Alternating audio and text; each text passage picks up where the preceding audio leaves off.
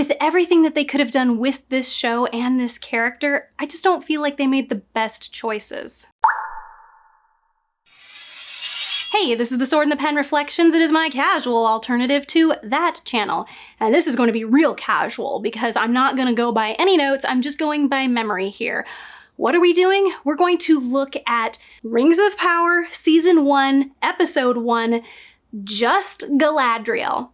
And just, the character that they've made and, what they have her do in Season 1, like, what the plan was. Like, I just want to discuss how did this happen and what could maybe they have done that would be better. Don't forget that I have a live stream this Friday from 5 p.m. to 7 p.m. That is Arizona time or Pacific time, whichever one is easier for you to look up. And I'd love it if we could try to talk about this. I love that we talk about Wheel of Time, but sometimes you want to think about something else. I mean, watching that show and obsessing over it for so long, it's just like, just want something different for a little bit. But yeah, before we get into it, I have a couple of disclaimers because I don't want to go into this under any false pretense. And if you don't care about the disclaimer, just skip ahead to the chapter starting with, I don't know, Angry Elf Warrior Girl. I'm not sure what I'm gonna call it. There will be no clips in this at all, so you can just listen to me while you're driving or whatever. You don't have to watch. But I appreciate the viewing hours if you can let it run. But okay, disclaimer. I am not a Tolkien expert. I have read the 4 books, The Lord of the Rings and The Hobbit, but it's been a really long time since I've read it. I mean, I read it several times, but it's like 7-8 years ago, maybe even longer ago. I've never read the Silmarillion. And the Silmarillion is the history book type of book that covers the time period that Rings of Power is supposed to cover. But I don't think that's going to affect how I talk about this show because Amazon did not acquire the rights to the Silmarillion, and the Silmarillion is the history-like book for the time period covered by Rings of Power. Not all of it, but you get what I mean. Rings of Power takes place during a time period that's only really elaborated in a book that Amazon didn't get the rights to. So this means that they had to make up a certain percentage of what happens. Otherwise, it's considered like, oh, well, you've plagiarized. And I think they fell into the trap of, we had to make stuff up, and then unfortunately the stuff that they made up wasn't all that good. And that just happens. It's very hard to make changes to a pre-existing story so that it feels like it fits in there, because usually a story is made up of, characters and plot and themes that are tailored for each other. But yeah, so I haven't read it. Fortunately, Rings of Power very obviously is attempting to be a prequel movie or TV series in this case to the Peter Jackson adaptation. And that I've seen plenty of times. And when I say that, I mean whatever Peter Jackson's latest extension of an extension of an extension is, whatever that is, that's the version that I watch, and I've watched it every year for as long as it's been out. This year I actually saw it in theaters, which was so nice. It still feels great on the big screen. But yeah, it's got the same aesthetic, the music is very similar, they're trying to create something that will fit as a prequel to those movies. And we're not talking about The Hobbit here. I just pretend that The Hobbit wasn't made. It felt so out of place compared to The Lord of the Rings. And honestly, The Rings of Power feels out of place too, so it's whatever. And the last note in my disclaimer is for folks who are new, I'm a developmental editor. One of the things that I will do in these edits is I will write in the margins, and I don't know if everybody does this, but I do this. If this was my story, I would do this. And sometimes I can go way off into left field, my brain obviously went in some totally wacko direction, but sometimes I actually end up going in places that the writer goes, ooh, that could be helpful for me because I've got my character doing something kind of like this, and if I have them do that thing that you thought they were going to do, it might actually, help my character do the thing that I want them to do. Get what I mean? Sometimes it's helpful, sometimes it's not, and they just laugh at what I would do. So that's what I want to do here with Rings of Power and Galadriel, specifically the first episode. I want to look at her character at various stages in the story development and see if maybe there was something that it was leading towards that is different from what it actually ends up being, or maybe there's just a whole different route that they could have taken. And if you feel like supporting the channel, you can subscribe, hit the bell for notifications, or you can leave a comment, even if it's just with an emoji. That's a free way to do it. Or maybe you're feeling super generous and you can check out my Patreon, Ko-fi, or hit the money heart thanks button down below. You can become a monthly subscriber, or you can just leave a tip. But here we go. Rings of Power Season 1, Episode 1, Just Galadriel. Spoilers for the whole first season of Rings of Power. The first stage we want to look at is conceptual. So you've got these great movies by Peter Jackson, and you say, I want to do a prequel series about Galadriel. And we can have some other familiar characters in there too. But Galadriel's gonna be our MC. The first thing you should do is find out if there's source material that actually has her story, and then acquire that source material and adapt that as closely as possible. But okay, we're taking this a step further and assuming we can't do that, just like how Amazon can't do it. Okay, but here we've got Galadriel in The Lord of the Rings. What is her most important moment in that series?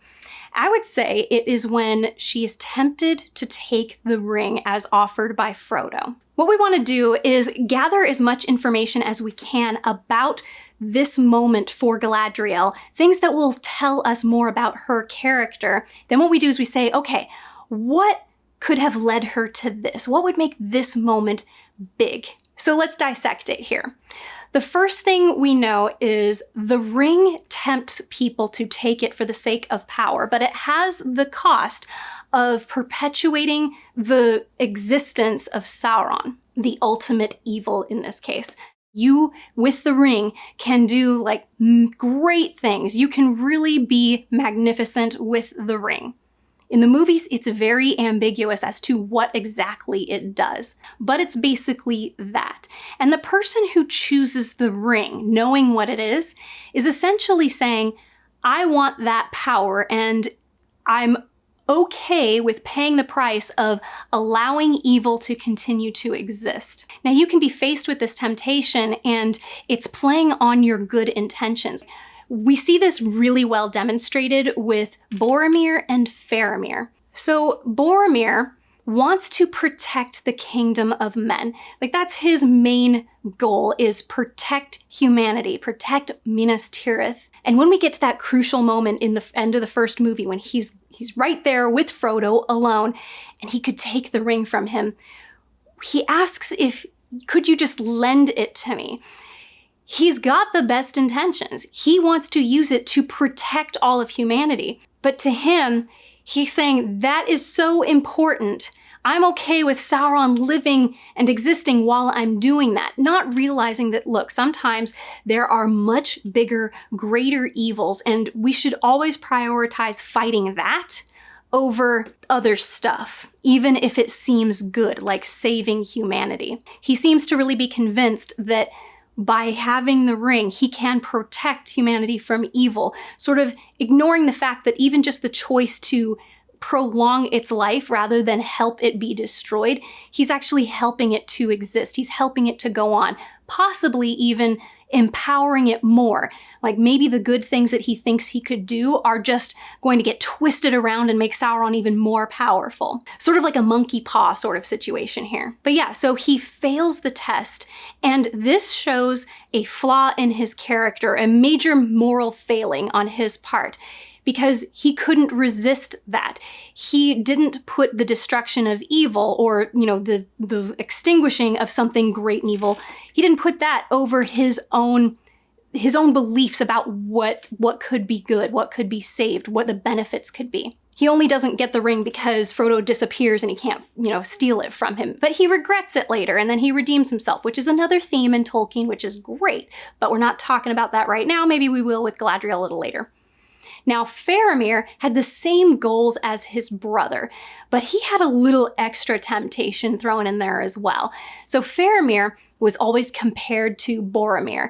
They were both at Osgiliath, and Boromir, when he was in charge of protecting Osgiliath, which is like, the last stronghold before Minas Tirith, so like, the bad guys, if they get through Osgiliath, it's like a straight road to Minas Tirith, and everybody's gonna die. So Boromir was able to hold on to it, but when he had to leave and Faramir took over, Faramir failed to hold Osgiliath. He was overrun by the orcs that just came through and wiped out his army. And his father saw that as a failing. His father always saw Faramir as not as great a leader or a warrior as Boromir. So when Faramir is faced with the ring, he's not just wanting it to save humanity.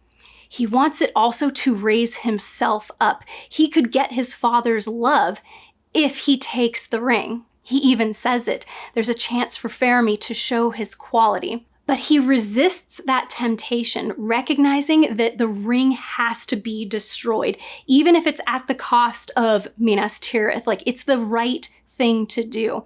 Even though he knows, I want to save humanity, and that's really good. That's a big, big good.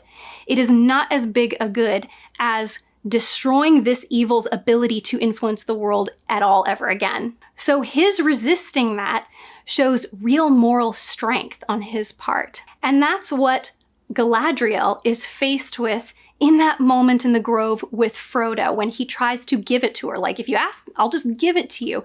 Like, she doesn't even have to steal it from him or snatch it from him. And she's still able to resist it. All right, so now we'll break down what happens in that scene. And really, we can only go by what we know about the ring, what we know about Galadriel, and what we see in the dialogue, the things that happen during this encounter. So the first thing that she says is, I won't deny that my heart has greatly desired this.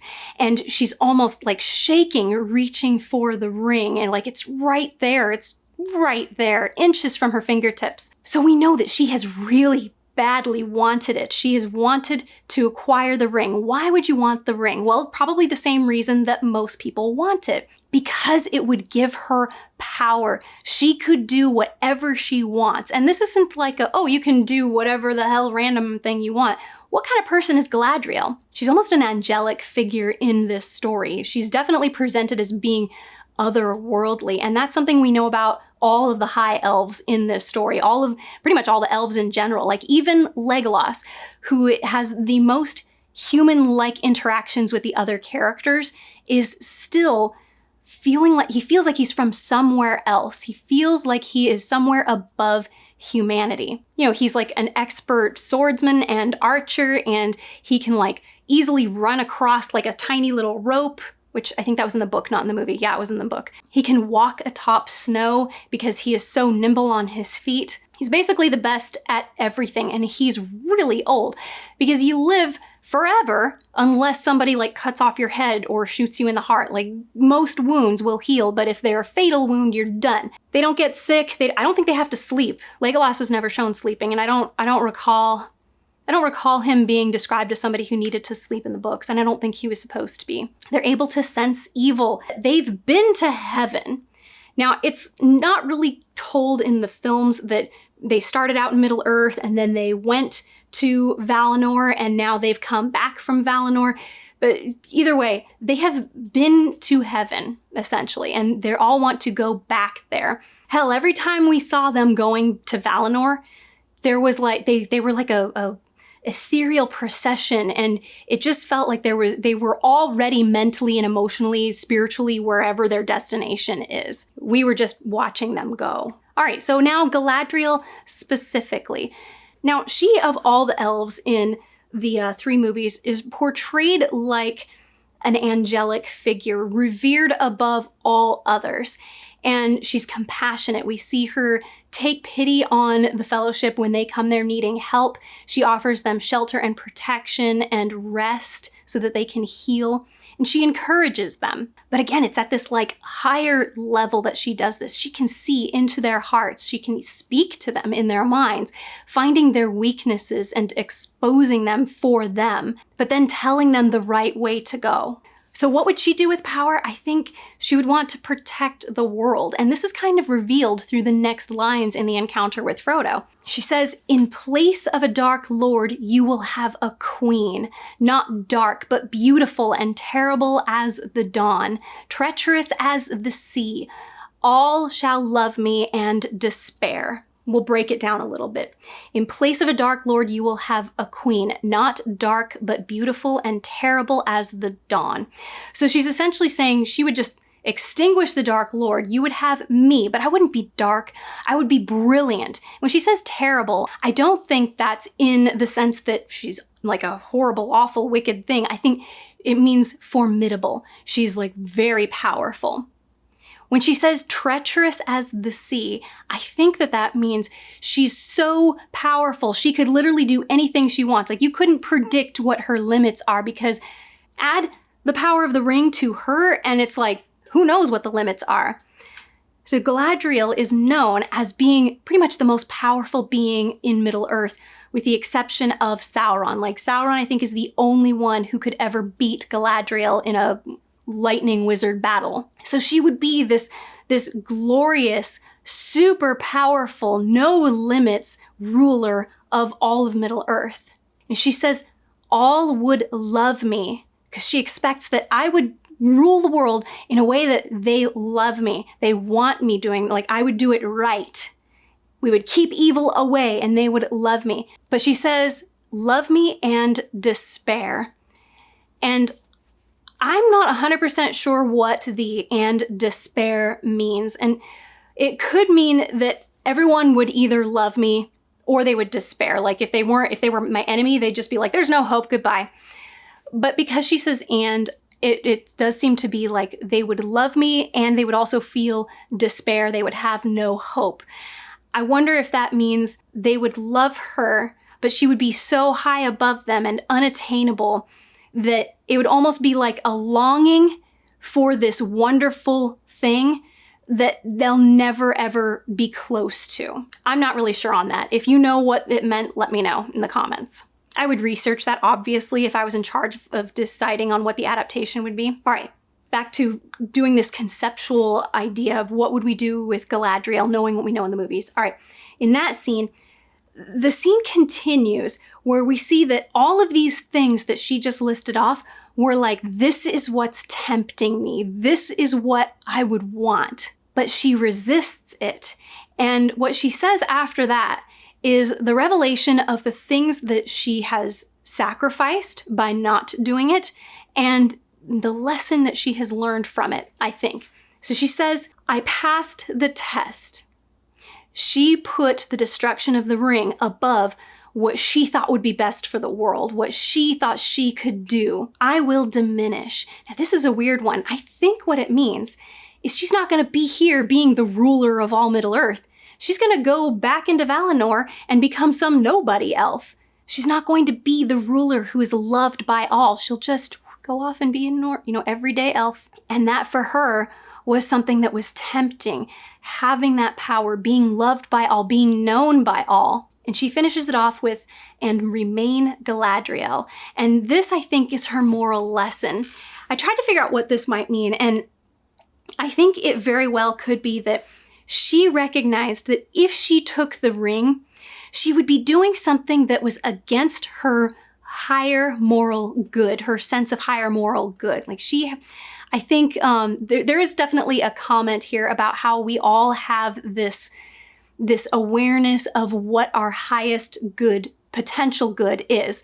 And if she didn't choose that, she feels like it's taking away from herself. Like she's not fully herself if she isn't doing things in her life that she knows are the right things, they're the higher moral good. So I will diminish and go into the West and remain Galadriel. She can be herself and not lose herself to power, to this evil that will tempt her, even if it's tempting her to do something that she thinks is good. But because she's aware that it is not the good that she should do, she would actually be doing something she's ashamed of, if that makes sense. Okay, so that's what we've gathered. This is the lesson that she needs to learn. What is the step immediately before this moment? And what I would do is I would say, how do we get there? And I would say, okay, this step. And then I would say, okay, now let's look at this step. And what do we have here? And how do we get to the moment before that? Now we'd look at not only what happens, but why things happen. Okay, so she wants power to protect everybody, but she knows at this point that she has to say no, that it is not the right course, that even though it's what she feels like, I could do this, I could definitely make it happen, she should sacrifice that for the possibility of the greater good, which would be the destruction of evil. So the step before that, I believe, would be learning that lesson. So being in power, ruling over everybody, but discovering that it doesn't turn out the way that she wanted, or she didn't like what it did to herself. So she has to be failing in some way that is obvious to her. Maybe it's not obvious to everybody, but she sees how it's failing to rule everybody, failing to be loved by everybody.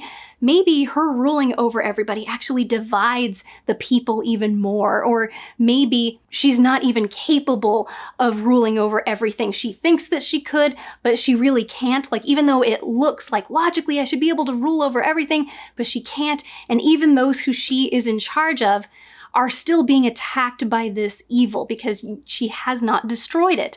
The evil still exists. So there's that possibility. And, becoming aware of that, you would feel guilty for it because you're like, I thought that I could do this, and I obviously can't. We want to see that she is paying a price for her decision to do this and her actually acquiring that power. Just her wanting the ring, I think, indicates that we should also see that she has had experience believing that if she just had more power, that she would be able to do the thing that she wants to do and evil would be destroyed. But it's in that experience that it doesn't happen. So why does she want power? Why does she want to rule everybody and have them love her? Well, it's because she didn't have that before. So she doesn't have it.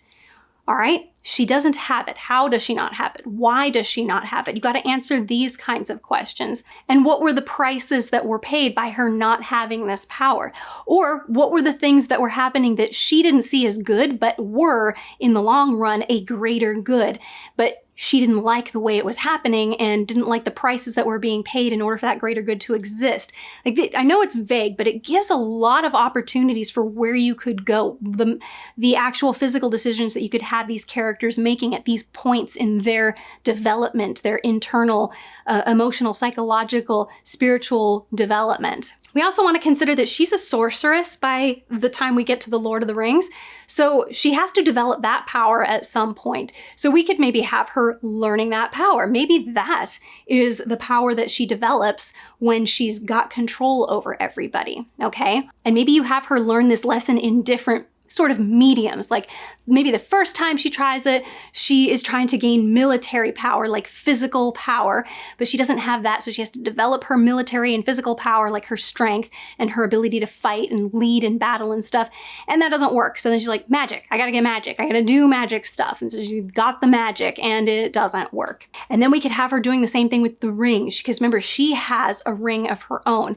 Now, I know that I don't know if it's clear in the movies, but I know that she does eventually use her ring to protect her own little realm, to protect Lorien. And I think she even grows some of the trees from Valinor. Not the trees, but she grows some special trees in Lorien. But anyway, moving on. Okay. But I think you see what I mean. You just kind of go backwards like this and develop that story. And that is actually what I would have done. I would have started the story with her arriving in Middle-earth, not seeing Valinor, and I would have followed her journey all the way to right up to the Lord of the Rings. But that is if conceptually this whole idea was mine. But that's not what they did, so let's wipe this off the table and go, okay, what did they do? Trying to do this all from memory, let's see how it goes.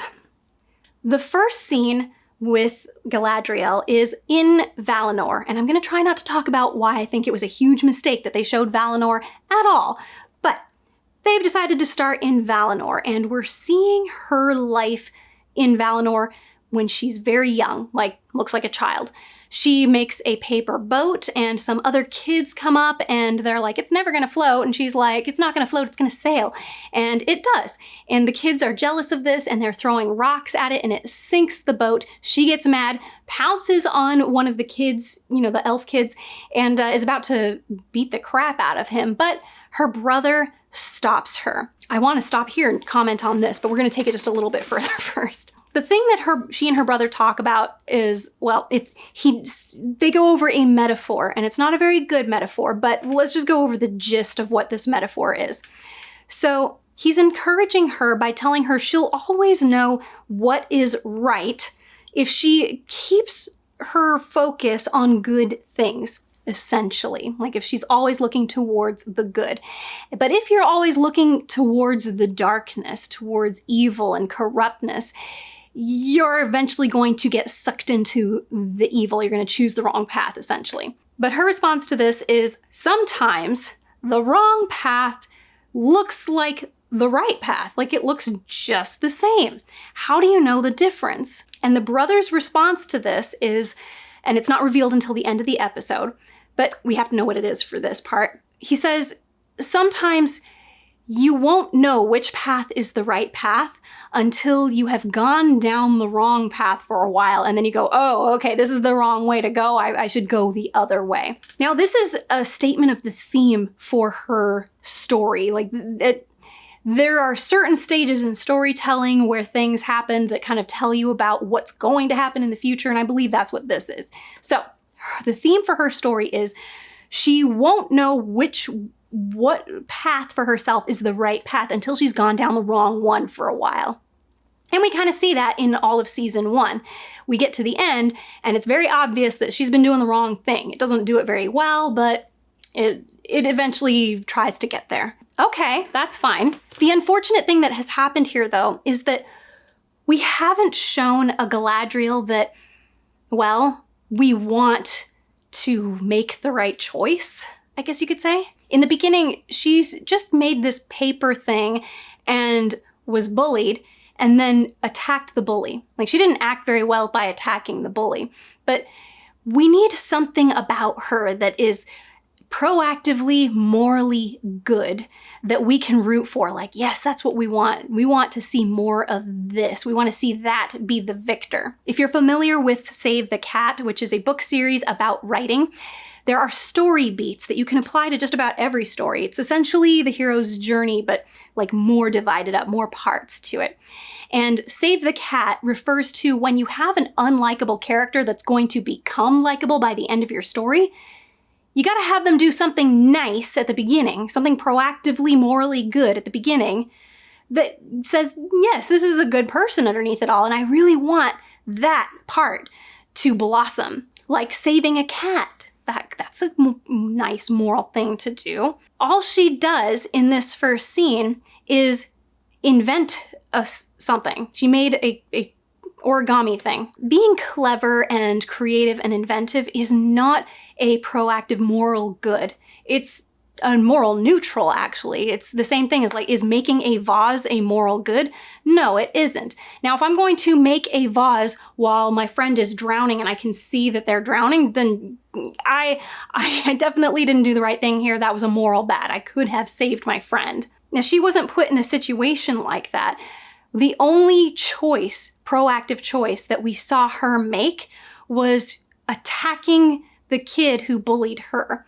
And I suppose this could be a statement on, is justice good? Like, does that really seem good? And you can say like, oh yeah, this is a good demonstration of what they're trying to do. But it still doesn't do the job of me wanting her to be saved, like of wanting to see her make that choice in The Lord of the Rings, or see that she actually is a character I want to succeed, but not in the thing that she wants to. You know, we want to see her go down the wrong path and then realize this is the wrong path, I want to go the right way. We got to see that she is proactively morally good. But because she goes to her brother, not even knowing what the right way is, it looks like she just doesn't know what's right or wrong. So you really have neutral feelings about this character to start. And unfortunately, it doesn't get better. I mean, one of the things you could have had her doing is making some sort of a sacrifice for somebody else, giving somebody your bread, giving, helping one of the other kids out of the river, something like that. I don't know. It wouldn't have been the greatest, analogy for what we're going to see later on, but at least we would see her doing something morally good. And her conversation with her brother, again, is like morally neutral. So there was a failure on that part. We should have seen something in her behavior that is morally good. And honestly, we just shouldn't have seen this. We should not have seen the bullying, and we should not have seen Valinor in general. Okay, though, what do we get? In this prologue alone, there were so many things that moments where I was like, oh, they're gonna do this. Like, wait, okay, they're not doing that. Oh, they're gonna do this. And then they didn't do it. All right, in the next bit, Morgoth extinguishes the light of Valinor, and Galadriel's brother is among those who swear to hunt him down and wipe out his orc army in Middle-earth. So they sail to Middle-earth and have big battles, and he dies in one of these battles. The first time that we see Galadriel, she's walking across the battlefield in a white dress. And I did not think that this is what she was wearing under armor. Like, you wouldn't wear this under armor. You would wear a tunic, I think, and then some sort of breeches, I'm thinking. But so I was like, oh, she is like one of the maiden elves who went with the warrior elves over to Middle-earth. You know, like, she wasn't one of the warriors, because surely if she was one of the warriors, like if she was one of the people who swore to take down Morgoth, she would be on the battlefield. She would have been among the warriors in armor, fighting with them. But she seems untouched. So I'm like, okay, so she didn't have any fighting experience, but now she's here. And her brother is dead.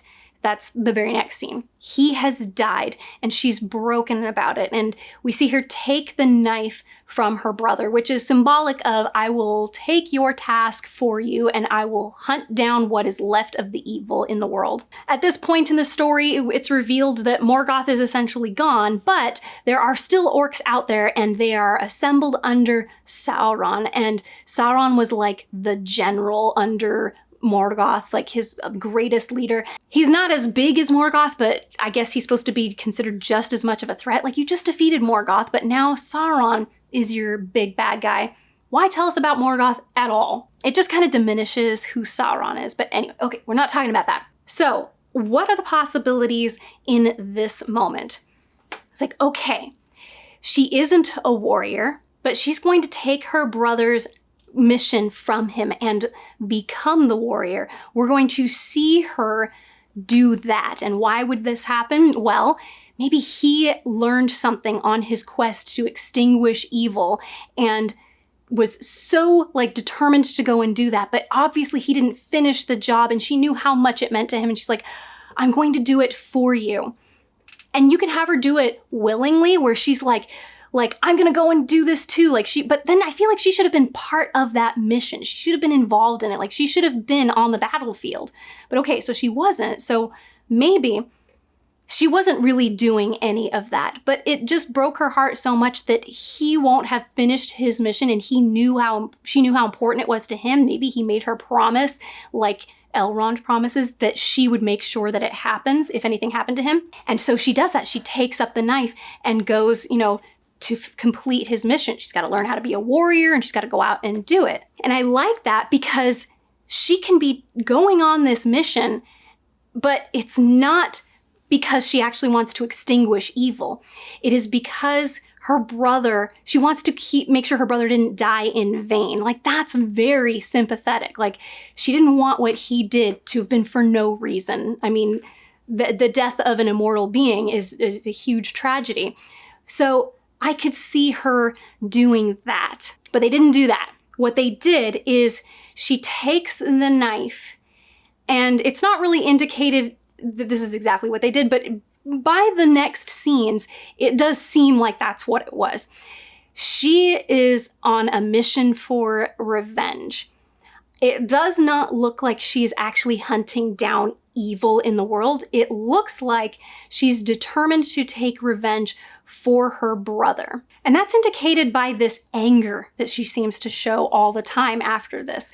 Like, why would you be angry about actively pursuing evil to get rid of it unless that evil had hurt you personally? Like, that is why you'd be angry about something. But they didn't do that. They said, okay, she's going off and she's angry. So I'm thinking revenge. Okay. Then we had some weird dialogue in the prologue. She says, this really, I don't know why they said this if they weren't going to do anything with it. She says that they're chasing the orcs off. Like, they've essentially spread out across Middle-earth, and they're like multiplying, but she's pursuing them. And she says over the centuries, pretty much everybody has forgotten about Sauron. Like, they just forgot. And she's like, and I wish I could forget. But we never see her seeming to wish that she could forget. It seems like she's just like hell-bent on hunting him down. And there is no indication that she doesn't want to be doing just this one thing. If you're gonna say, I wish I could forget about him, you gotta show that it looks like she wishes she could forget, like that she hates having to do this. But she doesn't look like she hates having to do this. Later on, she says, there's nobody who wants to go back to Valinor more than me. I don't know why, since all we ever saw of her there was that she got bullied.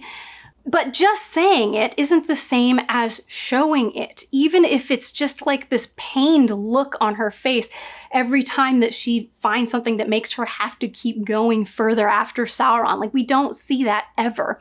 And that really would have affected the ending of this episode.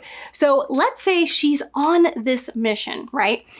And she doesn't really want to be there. She's weary of it. She hates doing this, but she's got to do it for her brother's sake, because her brother was like, you know what? This is so important. You got to do this. You've got to go and find Sauron and be sure you've got him. And she's like, there's no signs of him. He's nowhere. I think he's gone. Like, I don't know. It's like, I don't want to do this.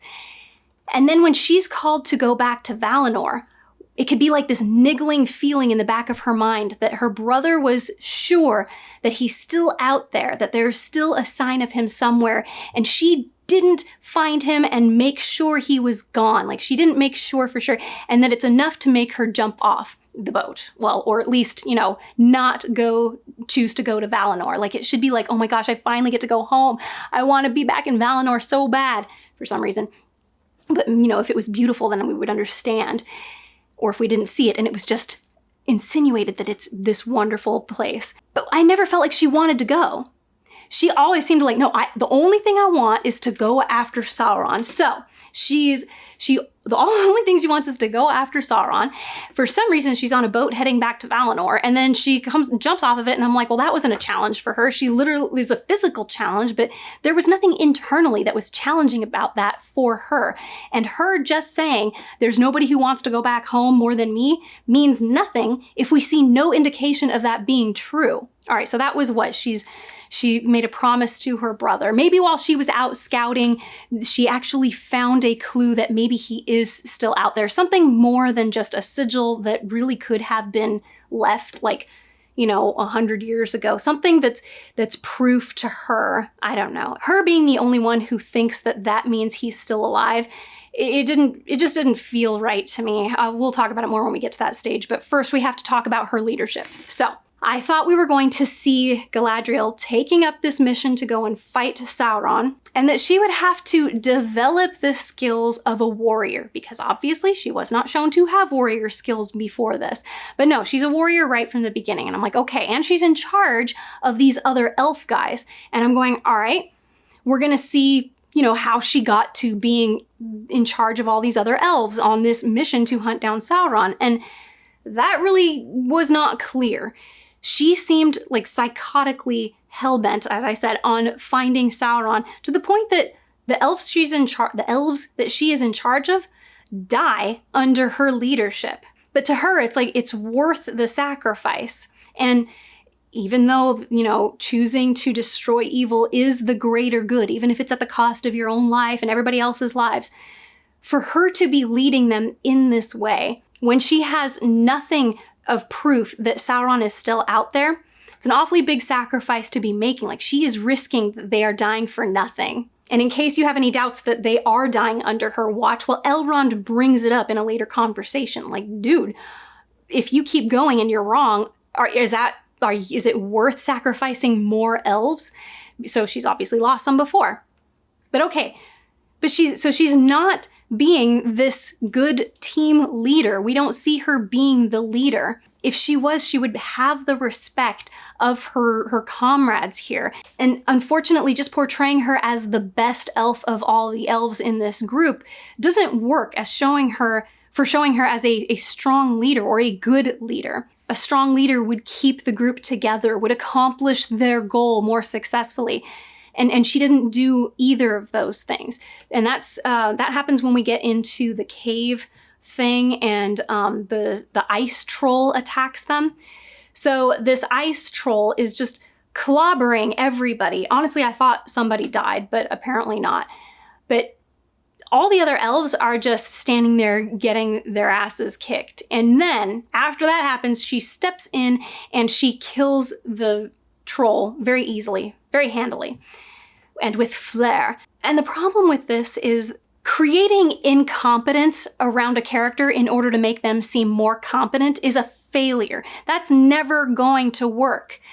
Think of it like how you think of an enemy. Your hero is only as strong as your enemy. What does that mean? It means if you have a dumb enemy, you could have an average Joe be your hero and they're going to seem like a badass compared to the enemy. But if you have a really clever enemy or really strong enemy and your hero still beats them, then that hero looks amazing. So having all the other elves be incompetent doesn't make her look super competent, even though she was like really super, like just from looking at her, we could see she was doing amazing things. You still should have had the other elves doing amazing things too. She was just like a level above them maybe. Then that would be like, oh, okay, I get it. But in that case, you can't have all the other elves just be like, they hardly made any difference at all. We do kind of see her doing some teamwork with everybody, but it's more like, you guys help me to defeat the orc or the troll. And it was like they were giving her a knee up so that she could go up there and fight it by herself. It just wasn't like, it didn't feel like teamwork the way that taking down the cave troll in Moria felt. So she doesn't seem to be this incredible leader. Like, how did she get to this position of leadership? And her guys, they don't want to be here anymore. They have no loyalty not only to the mission, but to her. Like, it's one thing having no loyalty to the mission if you're like, there's no proof of anything. You could still convince an army to go and do something if they are loyal to their leader. If they're like, you know what, man, you have been there for us. You've saved our lives. You're an incredible leader. And we believe in you and your ability to choose the right thing for all of us to do and protect us at the same time. Like that, I could believe that, but they don't want to follow her. And I see why, because she gets them killed for seemingly nothing. And I just don't see how it's reasonable for her to think that this sigil, which could be hundreds of years old, is a sign that Sauron is still out there. Honestly, I don't know how they could have fixed this, except that several of the elves think it's a sign, but they have lost so many in number, they need to go back and get more people. So they go back trying to get more people, but then they're like, actually, we've called off the mission. You guys can go back to Valinor. And all the other elves are like, yay, we're gonna go. Like, I could see that, maybe. Okay, though, so they refuse to go on further without her. Totally understood.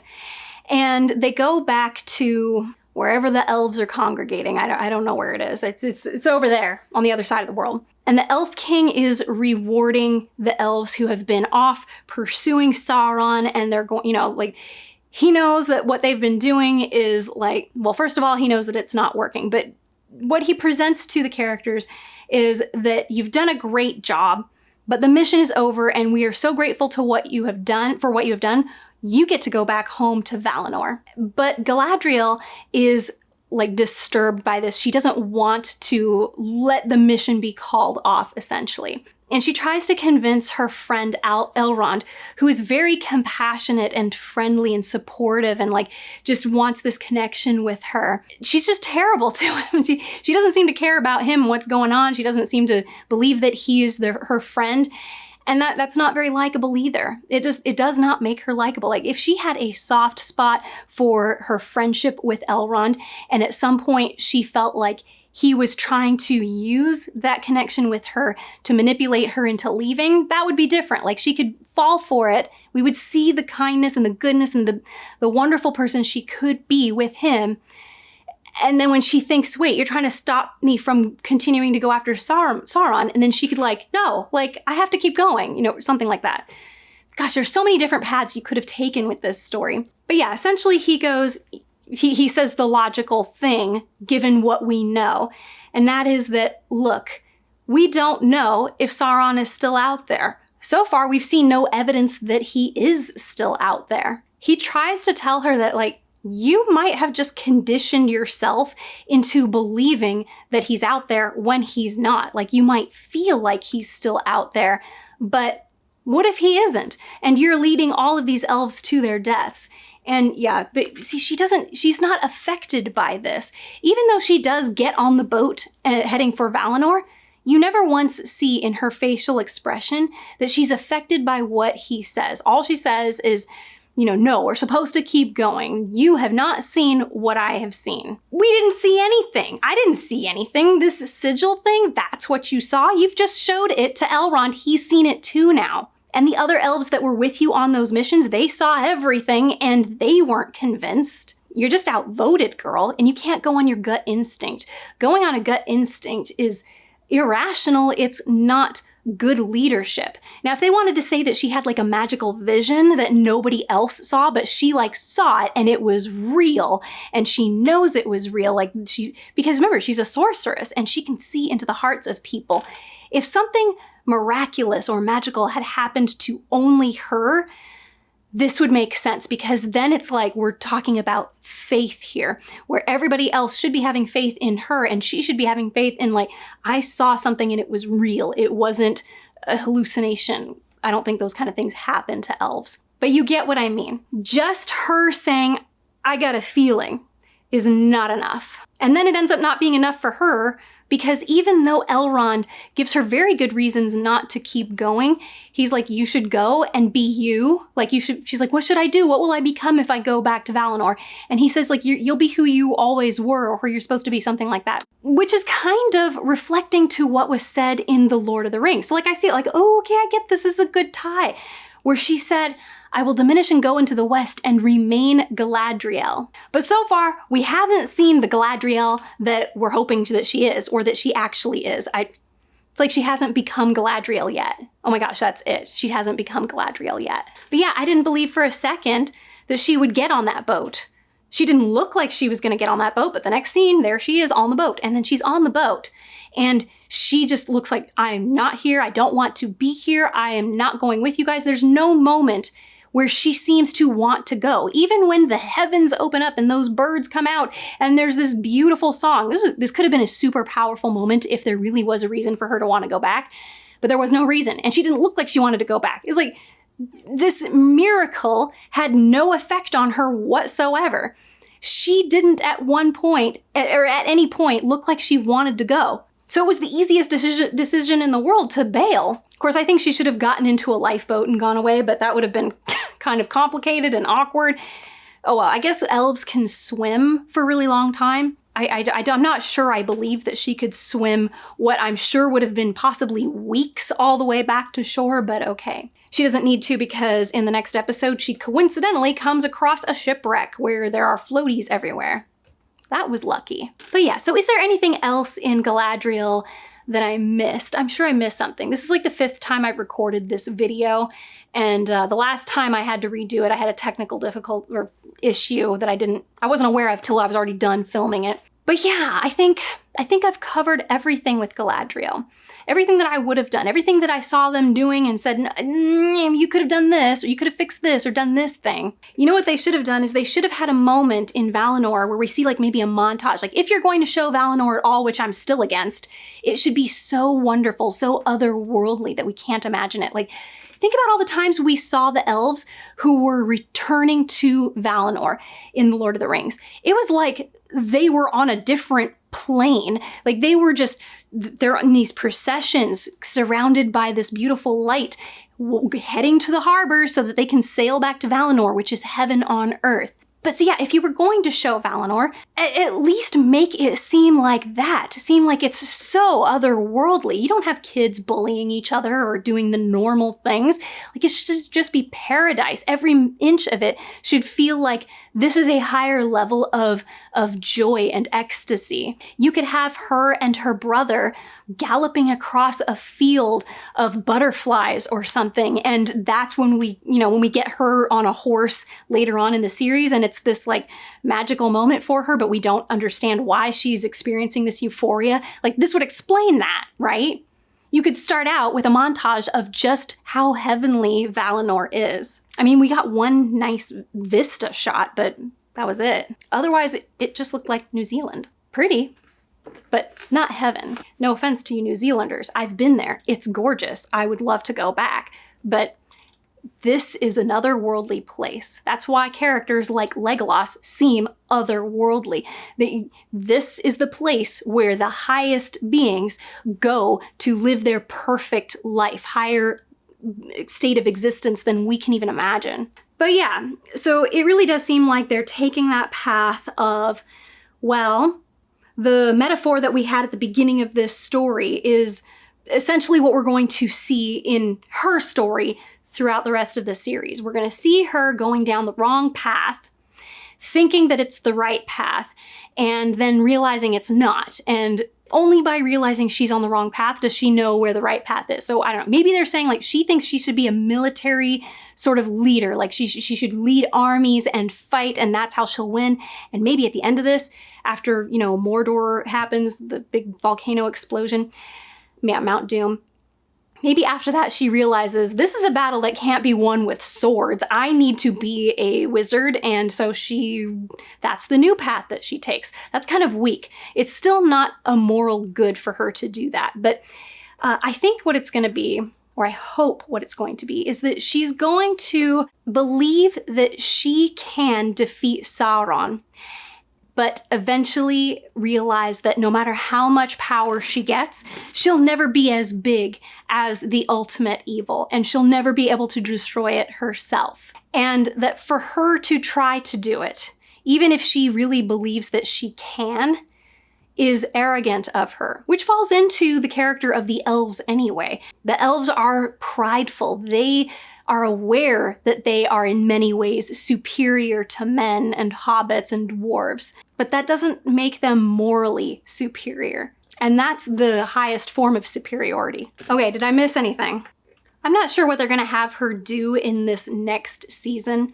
Honestly, I've only watched the teaser for it once. I found this whole series really boring. Like, to be bored in the realm of Tolkien is quite sad, but part of that was also just not believing in Galadriel's mission, and she is the protagonist, like the main protagonist. We should really be behind her mission. And I think that we might have been if we saw more in her of goodness, and we saw more variety in her and more struggle in her. I do see what they're trying to do, that they want her to be like, I'm sure that, you know, this is the right way to go. But they've given her no depth to that dimension. Maybe she reluctantly is sure that this is the right way to go. And it's a big test for her to, you know, like the whole thing with my brother believed in this thing, but I didn't believe it as much, even though, you know, he was sure and he had this evidence that he shared with me. And I was like, I don't know. And like, it's nagging her, like, you should go and do that. Even just giving it that bit of dimension, that's where she starts. And then she's like, I want to go home. I want to go to Valinor. It's so beautiful and perfect there. And then she has to choose to keep going. A reluctance to do the right thing, but knowing that it's the right thing, is very reminiscent of what we got in The Lord of the Rings.